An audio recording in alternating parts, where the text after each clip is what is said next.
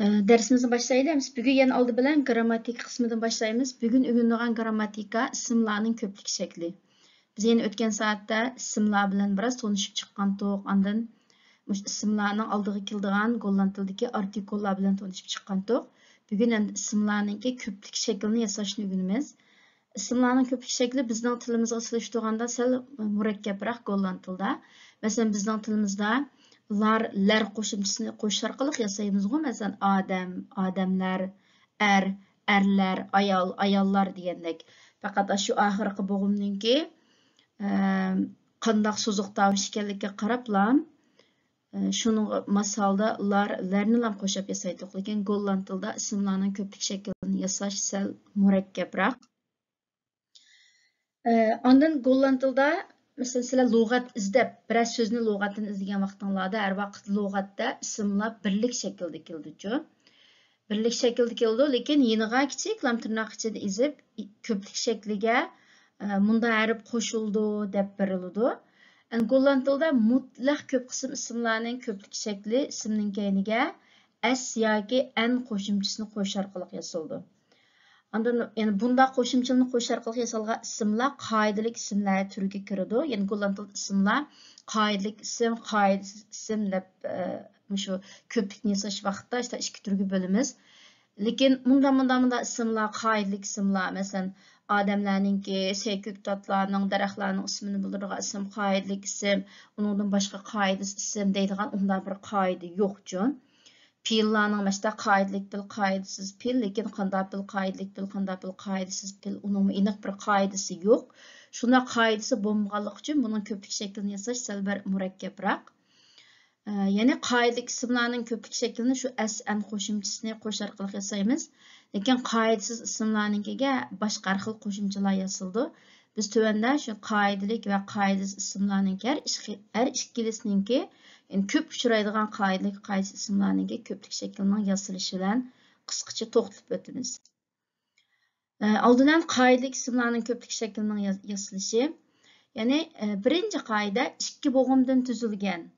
Oxirgi bo'g'imi mush tuvandagi ma harflar bilan oyoqlashgan ismlarga, ya'ni a, l, m, n, r mush harflar bilan oyoqlashgan ismlarning keyniga s qo'shimchisini qo'shish orqali ko'plikni yasaymiz. Masalan, the province i harfi bilan oyoqlashdi. Shu buning ko'pligiga sni qo'shib bilan the provinces viloyatlar, the tafel yani l bilan oyoqlashdi, the tafels, the bizam supurgi, the bizam supurgilar, the toren munar, the torens munarlar, the zomer yaz, the zomers yazlar, het kopya stakan, the kopyes stakanlar deb. İşte s qo'shimchisini qo'shish orqali yasaymiz. İkinci qoida, oxirgi bo'g'imi so'ziq tovush bilan oyoqlashgan ismlarningki birlik shaklining keyniga peshlik asni qo'shish orqali ham ko'plik shaklini yasaymiz. Ya'ni 5 so'ziq tovushni o'rgangandik-ku. A, I, O, Ü, Ey. Buning ichida ey yo'q. Eyni o'z ichiga olmaydi, faqat mush 5 so'ziq tovushniki. Masalan, tima. Bunun köptiki timas, yani peşlik es. Yani programma, programmas, programmalar, timalar. Taksi, taksis, taksilar. Fotos, resimler. Paraplüs, küllükler. Babies, buvaklar degandek. Ondan en oxirgi harfi so'ziq tovush i bilan oyoqlashgan bu qoidaga tushmaydi. Masalan, buning misol the xvontis buning normal ham as qo'shish orqali yasaymiz. The buti jarimana, the butis jarimanalar degandek. Yani qisqasi bu mushta ismlarda bir qoida bor, lekin doim bu qoidaga tushmaydigan bir alayda ahvol doim uchraydi-ku. Qoidalik ismlarningki ko'plik shaklini yasash 3-qoida. Agar bir so'z qisqa so'ziq tovushdan tuzilgan bo'lib, so'zning oxirgi bo'g'imi bir uzuk tovush bilan oxirlashgan bo'lsa, bundaq ismning ko'plik shaklida uzuk tovush qo'sh yozildi. Ya'ni bir so'z faqat birla bo'g'imdan tuzilgan bo'lib, lekin eng oxirgi harfi uzuk tovushda oyoqlashgan bo'lsa, masalan, tas. Birinchi soatlik darsimizda bo'g'imlarni o'rgangandik. Ya'ni tas bu faqat birla bo'g'imdan tuzilgan so'z. Eng oxirgi harfi S üzük tovush. Şu bunun köplik şekli tassın deb muş S harfi qo'sh yozildi. Ham qo'sh o'qildi işte. Fles, flessin, rock, rocken, tros, trossin, büs, büssin.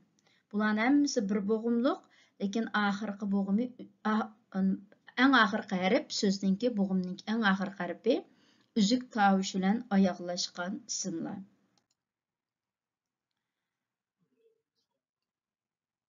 Sualınız var mı? Sorar mısın?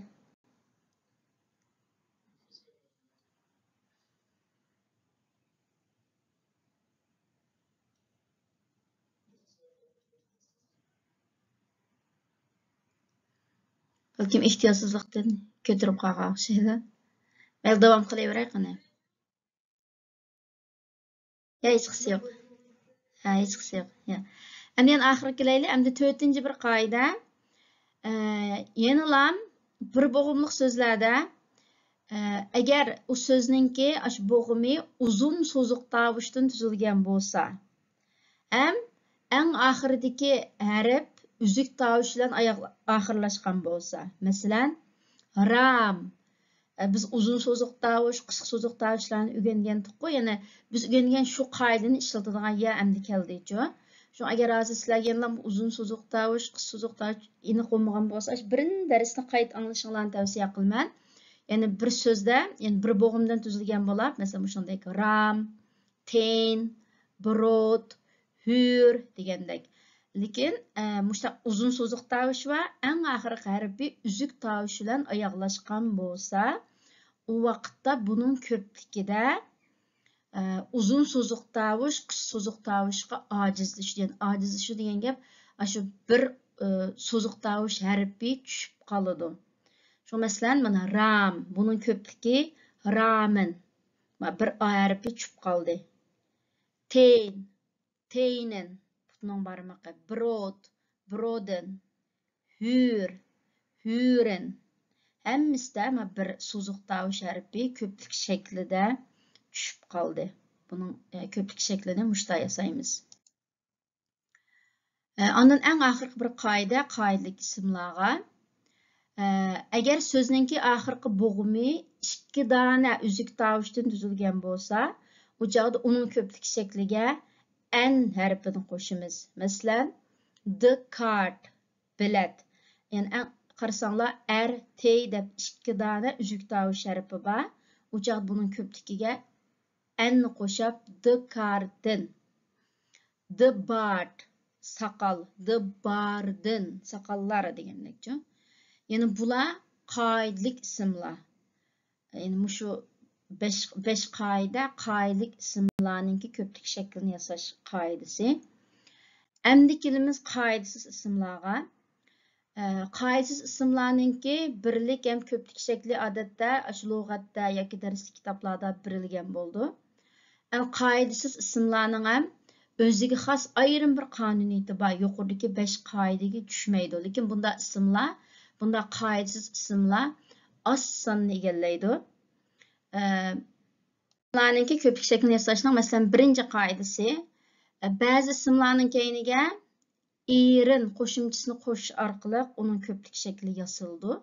Bunda ismlarni tövanda birib qo'ydim. Endi bularni yodlab o'rganib olsanglar bo'ldi. Endi buni mesela bunda ismlar qoidasiz ism deydigan bir qoida yo'q. Shuning buning birdan bir amali yodlab o'rganish. Mesela het leid, naxt teksti de leideren, het volk, de volkeren, het rund, de runderen, lam, lammeren, ei, eieren, kind, kinderen degandek.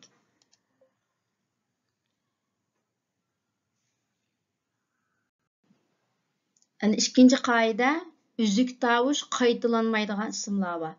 Yani biz bayağı eğer de bir boğumluq sözlərninki ən axırqı hərfi üzük tavuş ilə ayaqlaşqan bolsa, o çağda onunki köpük şəklində üzük tavuş qoş şəklində yazıldı. Məsələn, tas, tassın, rok, rokdan dep öyrəngendik-ku. Lekin ma sözlər o qaydaya düşməydi apsız. Bunun səbəbi heç kim bilməydi. Şu an bunu yadlab öyrənsə anlamaydı. Əsli bayaqı qaydaya düşdü. Məsələn, daxninki köpüki daxın. Dakının köpüki dakkın bolsa boladi. Lekin mağlar qaydasız isimlar o qaydaya düşməydigan isimlar. Şuna daxının köpüki daxın, dak, dakın, xilas, xilasın, bidrax, bidraxın, xat, xatın, vix, veyxin degandek. Bularni men yodlab o'rganasanglar yaxshi. Shu buning ham ayrim bir qoida yo'q.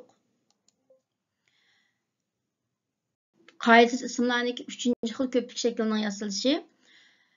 Oxirgi bo'g'imi ba'zida shu f bilan s bilan oyoqlashgan ba'zi ismlarning ko'pligini yasashayotgan vaqtda f f'ga s z'ga ojizlashadi, o'zgaraydi. Masalan, het house uy birligi, the house'in miyadagi s z'ga o'zgarib ketdi hozir. Uylar, the brief, the brief'in xatlar, the rose, the rose'in qizilgul, prize, prize'in nös, nös'in degandek. Ya'ni mushta ba'zi bir ismlarda f f'ga s z'ga o'zgaraydi, ojizlashadi. Başqa tillardan kirgan ismlarning ko'pligi, buning ko'plik yaslashi ham sal boshqacharoq. Yuqoridagi qoidalarning hech qaysiga tushmaydi. Birinchisi, ya'ni latin tilidan kirgan. Golland tilida ham xuddi bizning Uyg'ur tilimizdan boshqa tillardan kirgan so'zlar bo'lganga o'xshash. Golland tilida ham shunda. Latin tilidan kirgan oxirgi bo'g'imi harfi bilan oyoqlashgan ismlarning ko'pligi keyiniga isi, ni qo'sh orqali yasaldi. Masalan, the politicus, asli latinchadan kirgan so'z ekan. The politicus degan siyosatchi. Lekin uning ko'pligi the politici, ya'ni siyosatchilar. The medicus, ya'ni tibbiy xodim. The medici, tibbiy xodimlar. The technicus, texnik xodimi, technici. The historicus, tarixshunos. The historic degandek mushta oxirgi harfi bilan oyoqlashgan ismlarninki latin tilida turgan ko'plik shakli bunday shaklda bo'ldi. Ondan bayon degan to'q ba'zi ismlarda, mush qoidasiz ismlarda ko'plik shaklida f f'ga ojizlashadi debchu. Lekin boshqa tillardan kirgan oxirgi bo'g'imi f bilan oyoqlashgan ismlarning ko'pligida asli harf saqlanib qoldi. Masalan, the philosoph, bu ham boshqa tillardan kirgan so'z. Buning eng oxirgi harfi f, lekin buning ko'pligida bu f f'ga o'zgarmaydi, o'z biti saqlanib qolib, the philosophin, faylasuf, the photograph, the photographin, fotosuratchi, the paragraf, paragrafin degandek f o'z holatida saqlanib qoldi. Ondan ingliz tilidan kirgan oxirgi bo'g'imi so'ziq tovush bilan oyoqlashgan ismlarning ko'pligi birlik shakldagi ismning keyiniga faqat s qo'shimchasini qo'sh orqali yasaldi. Endi biz dastlabda qoidalik ismlarda shu yay bilan oyoqlashgan, masalan, baby'ninki ko'pligini peshlik s bilan yasagandiku, babies deb peshlik s. Lekin bunda ingliz tilidan kirgan so'zlarda, masalan, head display, buni unda peshlik s emas, shu normal faqat aslam the displays, ya'ni ko'rgazma. Buning faqat mush bir tilla misol topa oldim. Ondan fransuz tilidan kirgan ba'zi ismlarga, fransuz tilidan kirgan oxirgi bo'g'imi mau harflar bilan oyoqlashgan ismlarga a, r, i, au, ay, ay, au degandek bularning ko'pligiga ham faqat s qo'shimchasini qo'shish orqali ko'plik yasaldi. Masalan, het horloge, the horloges, het café, the cafés, the abonnee, the abonnees, het dinner, the dinners, de vakansie, het bureau, het milieu degandek. Yani bularning hammasi fransuz tilidan kirgan ismlar ekanchu. Shu bularningki ko'pligiga faqat mushta s qo'shimchasi bilan qo'sh orqali yasaymiz. Yani qisqasi men bugun sizlarga shu ismlarning ko'plik shaklini yasashdagi asosiy so'zlaydigan qoida shu. Balki buni dastlab anglaganda bir kallanglar qaymoqishi mumkin. Hem nimandaqchi qoida bu qanday as tutishimiz mumkin deyishinglar mumkin. Shu men shu artikullarni so'zlaganiga o'xshasham yana deydiganim bu qoidani o'rganishdagi maqsadmi? Qoidalarni bilish orqali bir to'g'ri o'rganish usulini egallash. Ya'ni qanday o'rganish usulini bundan keyin sizlar har vaqt ism o'rgangan vaqtida demak ismning oldiga har qanday ismga mos bir artikul keldi ekan, ismlarning ko'p birlik ko'plik shakli bo'ldi ekan. Masalan bir ismni o'rgangandan keyin mos holda buning ko'pligi nimadi, buningga qaysi artikul keldigandi deb mos holda o'rganib mangsanglar, u chog'da unchalik ta'sir tuyulib ketmaydi.